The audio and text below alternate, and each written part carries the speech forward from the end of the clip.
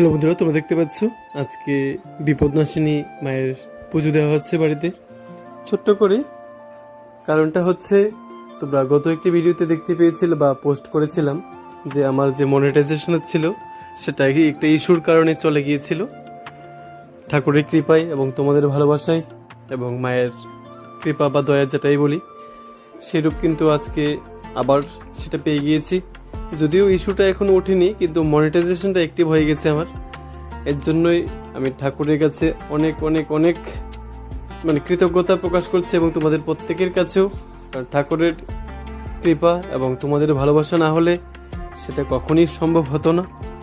সেরূপ আজকে ছোট্ট করেই ঘরে মায়ের একটি পুজো দেওয়া হচ্ছে, সেই মুহূর্তটা তোমাদের সঙ্গে শেয়ার করছি। আর তোমাদের প্রত্যেকের ভালোবাসার ফলেই কিন্তু এটা সম্ভব হয়েছে। তোমরা যেভাবে ভালোবাসা দিয়ে আসছো, তোমরা এভাবেই ভালোবাসা দিয়ে পাশে থাকবে, সাপোর্ট করবে।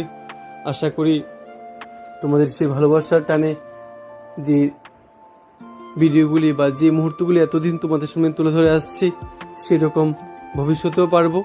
সবটাই কিন্তু মায়ের আশীর্বাদ এবং তোমাদের ভালোবাসাই সম্ভব হবে। তাই আজকে এই যে মুহূর্তটা দেখতে পাচ্ছ, এটার অন্যতম কারণ এটাই, আজকে গতকালকে বিকেলে আবার সেটা পেয়ে গিয়েছি আমি মনিটাইজেশনটা, যার জন্য আজকে ঘরে বিপদনাশিনী পুজো দেওয়া হয়েছে। সেই মুহূর্তটা তোমাদের সঙ্গে শেয়ার করছি। আর মায়ের কাছে তোমাদের প্রত্যেকের মঙ্গল কামনা জানাচ্ছি। তোমরা যেন প্রত্যেকে ভালো থাকো, সুস্থ থাকো, এটাই প্রার্থনা করি ঠাকুরের কাছে। খুব সুন্দর একটা মুহূর্ত, সঙ্গে থাকবে, দেখতে থাকো।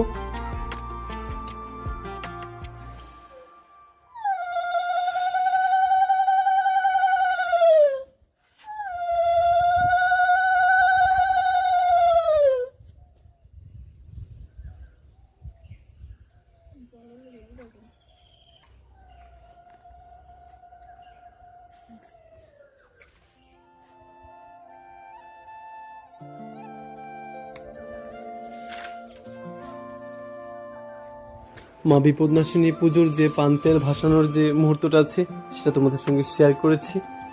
আর মায়ের কাছে তোমাদের প্রত্যেকের সুস্থতা এবং মঙ্গল কামনা জানিয়ে আজকের এই ছোট্ট ব্লগটা এখানেই শেষ করছি। তোমরা সবাই ভালো থেকো, সুস্থ থেকো, আর যেভাবে ভালোবাসা দিয়ে সাপোর্ট করেছো এতদিন, সেভাবে ভালোবাসা দিয়ে পাশে থাকবে, সাপোর্ট করবে, এই আশাটুকুই রাখছি। এবং মায়ের কাছে তোমাদের